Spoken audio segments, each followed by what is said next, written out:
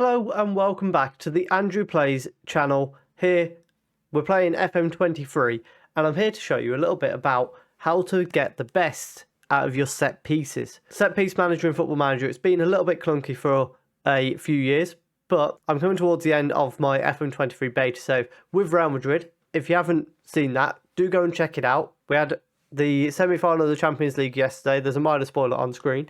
We've got the Champions League final tomorrow, so if that sounds like something you're interested in, do hit subscribe while you're here. But more importantly, let's have a look at set pieces. First of all, let's have a look at the stats that we've had this season. So we have the most goals from corners with 10 compared to the second team's 9, but being top of that list I think is a very good sign. From indirect free kicks, we are on 9 again, top of the league, 3 above anyone else in the league. When it comes to goals conceded from corners, we are joint 4th with only 3 goals all season conceded from corners, and indirect free kicks only 1. It's harsh to judge direct free kicks because, if it's going straight in the back of the net, we can't really complain too much. But as you can see, we don't concede a lot, and we do score a lot from set pieces, and that is what we're here to show you a little bit about. Before I go too far into it, there will be a link down below. I'm going to upload the routines onto the Steam Marketplace. Because of how Football Manager works, you may need to go in and minorly just swap the players into the correct positions, because it doesn't always translate correctly. So we'll have a look at the attacking corners first of all. I have 3 routines on attacking corners. We first of all have a near post corner where we put the 2 tall centre backs at the front post. We have one of the wingers, normally, whichever wing it's coming from, marking the goalkeeper. Then at the far post, we have striker and one of our midfielders. We keep 2 fullbacks and our holding midfielder back and 2 players on the edge of the box. This is to prevent any counter-attacks.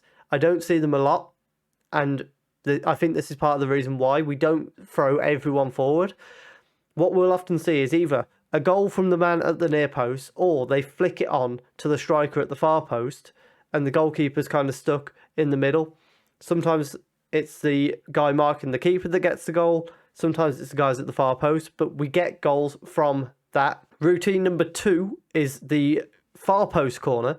We have, again, our centre-backs on the far post, and then striker and midfielder on the near post, one of the wingers marking the goalkeeper. Similar thing, we often get goals at the far post. Rudiger and Militao, in particular, in my Real Madrid save, have had many goals from the far post, and also they often nod it back across the goal for one of the other players to score. Here's a recent example. So Modric crosses the far post, Militao heads it in, Rodrigo nods it into the back of the net. So you can see there an example of where it's come off. And then against Leipzig in the second leg, Militao was there at the far post. And then later in the game, we also had Rudiger at the far post. So I will say the far post one is the most effective. But what I've found is if you only have that one option, they'll often stack more players there, which in turn makes it less effective. The final routine is just a short corner because it draws a player out of the box. By having this included in your group of routines, you'll always find a player comes short to mark this man. So even when you're going for the crosses into the box, there's one less defender in there. From the left-hand side, we just have the same thing. Defending corners, I go defensive on these. I don't leave a man forward. The reason being, I think the goals you score on the counter versus the amount of goals you concede by not going defensive, I think it's a big scale towards conceding more goals. So what I've got is the centre-backs marking the 6-yard box along with the holding midfielder.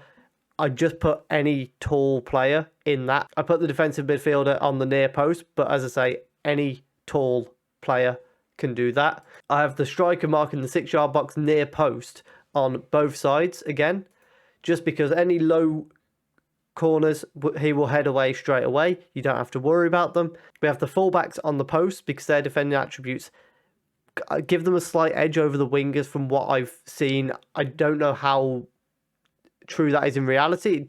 It might be a placebo, I'll be honest with you. You can put wingers there if you prefer. But I've found in my mind, it seems to work better with the defenders there. So you've got striker defending the near post, centre-back defending the near centre, centre-back marking the centre, and another tall defensive player marking the far post centre. 2 full-backs on the post. The other 4 players, 3 of them are on go-back, 1 of them is on edge of the area. That just gives you 1 player who can mark anyone that tries to get a shot off from the edge of the box. Moving on to free kicks. When it comes to the attacking ones, what I tend to do is have, again, 2 routines. 1 for the near post, 1 for the far post. Whichever post I'm aiming for, I have a tall centre-back on that post. And on the opposite post, so in this case, we've got it aiming for the near post. So on the far post, we have the striker, because if this defender wins the header, sometimes he'll go for goal, sometimes he heads it across the box. The striker's the person you want at that far post. He's got the best chance of scoring if it falls to him kindly. If it's a tall striker, that's a bonus. Again, on free kicks, I keep men back to avoid the counter-attacks.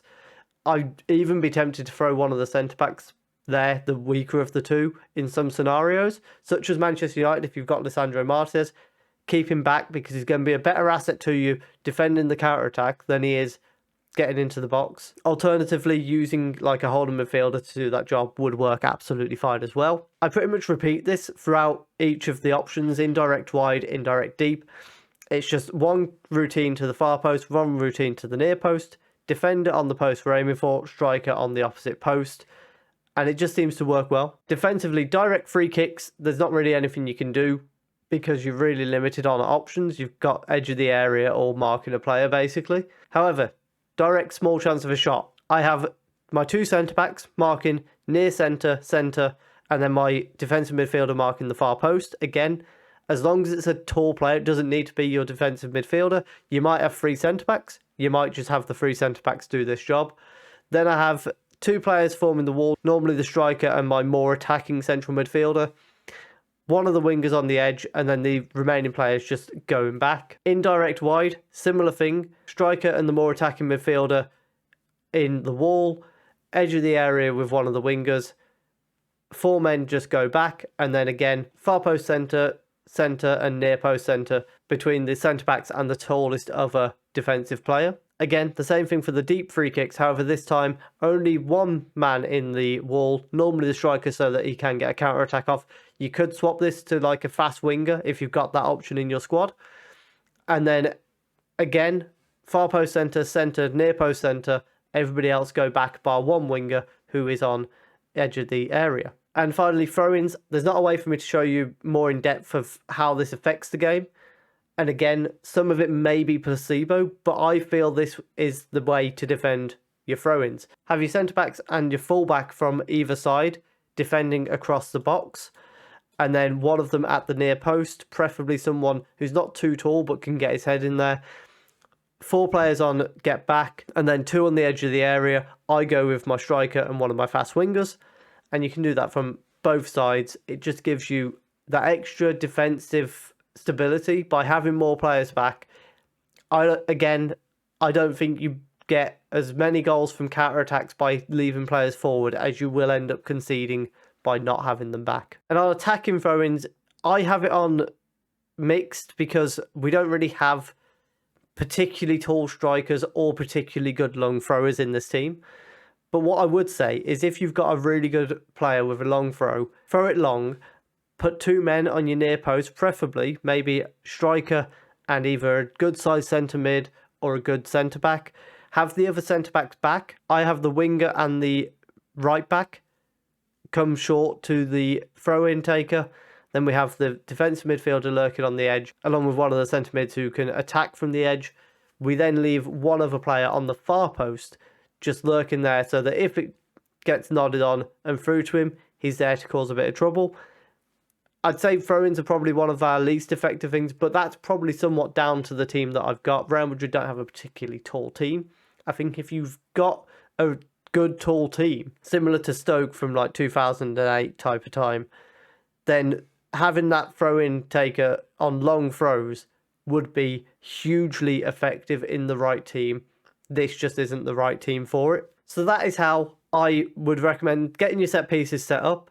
As I say, there'll be a link to the Steam page to download these routines down below in the description. Let me know what success you have with it. I found it to be very good in my save so far. And if you've enjoyed that, please do subscribe. The support is greatly appreciated. Hit the notification bell so that tomorrow you can catch the Real Madrid Champions League final if you're watching this the day it comes out. If not, then just hit subscribe. Go and check out some of my other content. I've got a main series coming out with the full game if you're checking it out after that date. So go and check that out. Support is greatly appreciated, as I say. I wish you all the best with your set pieces. I'm sure if you download these routines, set them up correctly, you will get many, many goals from these set pieces.